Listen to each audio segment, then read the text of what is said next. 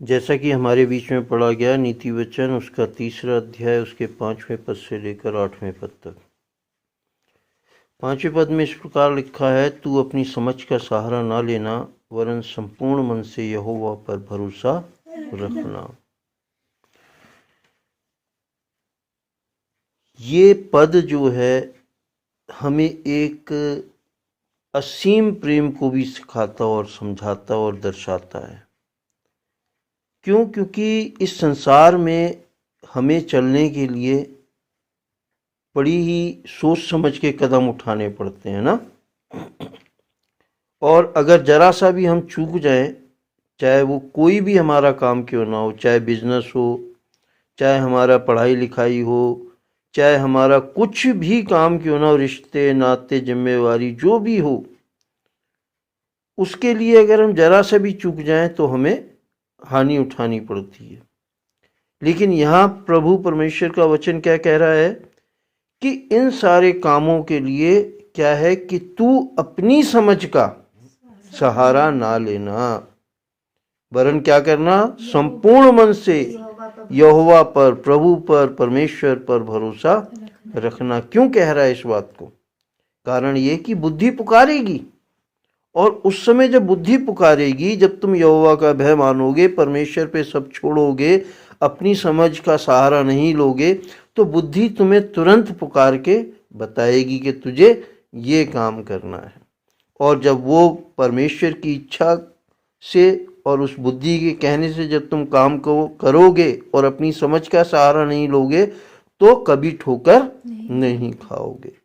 तो ये एक बहुत ही दिलासा का, और मैं कहूँगा कि बहुत ही एक खुदा बाप के एक, जिसे कहा जाए कि बहुत ही प्यार भरा एक कहते संदेश है खुदा बाप का। क्यों? क्योंकि अगर हम अपनी बुद्धि और अपनी समझ और अपना सहारा समझ का लेते हैं तो हमें ठोकर लग सकती है।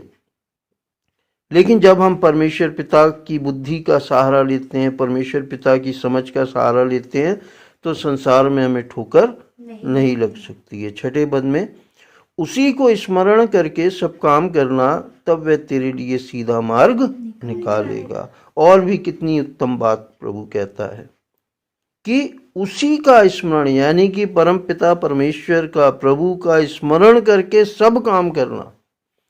कुछ भी करो, इस संसार में बहुत से हमें काम करने के लिए दिए गए हैं, लेकिन जो कुछ भी काम हमें दिए जाते हैं, उन सभी कामों का स्मरण जब हम काम को करना शुरू करते हैं, तो अपने प्रभु का को याद करें और अपने काम को स्टार्ट करें। तब वह तेरे लिए क्या करेगा? सीधा मार्ग निकालेगा। टेढ़ा मेढ़ा नहीं होगा, ठोकर नहीं खाने पाएगा, बल्कि सीधा मार्ग तेरे लिए प्रभु निकालेगा। 7वें पद में, अपनी दृष्टि में बुद्धिमान ना होना, यहोवा का भय मानना और बुराई से अलग रहना। बहुत से लोग अपनी दृष्टि में बुद्धिमान होते हैं, अपने आगे किसी को बोलने नहीं देते हैं, अपने आगे किसी की चलने नहीं देते हैं, अपने अपने अपने को ही वो सर्वश्रेष्ठ मानते हैं, समझते हैं। लेकिन प्रभु का वचन कहता है कि तू अपनी दृष्टि में बुद्धिमान ना होना। अगर हम प्रभु का भय मानेंगे और परमेश्वर पिता के भय में चलेंगे, तो हमें ये भी सीखना बहुत जरूरी है कि हम चाहे जितना कुछ सीख लें, चाहे जितना कुछ समझ लें, लेकिन अपने आप को सर्वश्रेष्ठ या बुद्धिमान नहीं माने। क्यों?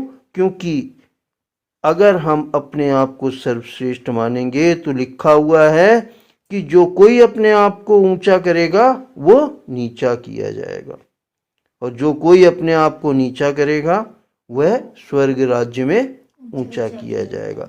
हमें तो अपने आप को सबसे छोटा ही समझना चाहिए, अपने आप को कम से कम सबसे बुद्धिमान समझना चाहिए।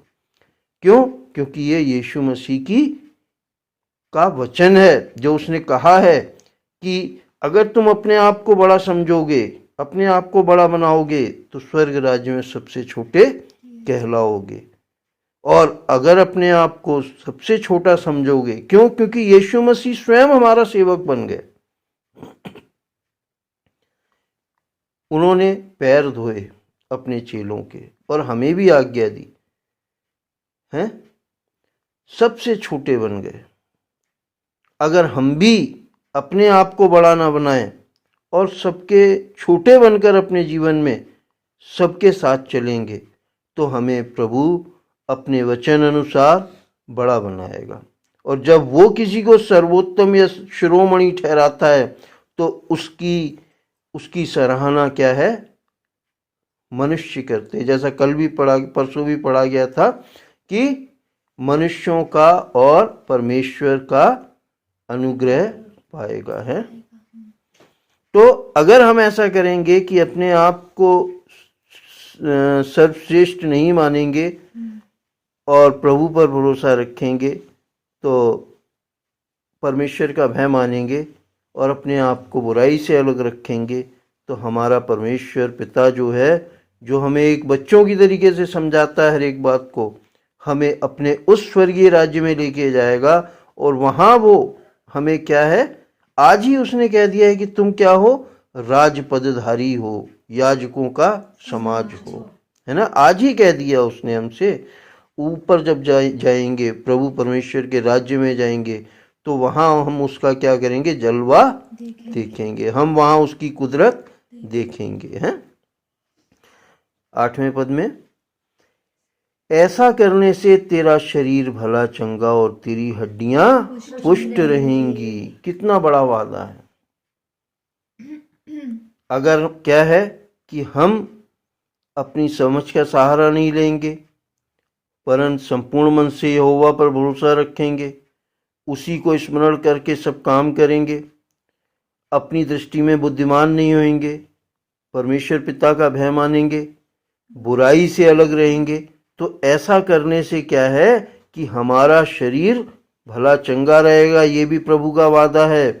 और हमारी हड्डियां भी पुष्ट रहेंगी। जबकि क्या है कि मैं डॉक्टर हूँ और देखता हूँ कि मेरे पास सारे केस ज़्यादातर किनके आते हैं? जिनकी हड्डियां कमज़ोर होती हैं, जिनकी बोन डेंसिटी लो होती है, जिनके जोड़ों में दर्द होता है, परेशान होते हैं। अगर हम प्रभु के वचन पर चलते हैं और अपने जीवन को उसके वचन के अनुसार बनाते हैं तो हमारी हड्डियां भी पुष्ट रहेंगी और हमारा शरीर भी भला चंगा रहेगा। प्रभु के वचन के पढ़े और समझे जाने पर प्रभु की बहुतायत से आशीष हो। प्रभु यीशु मसीह के नाम में आमीन आमीन। मेरा खुदा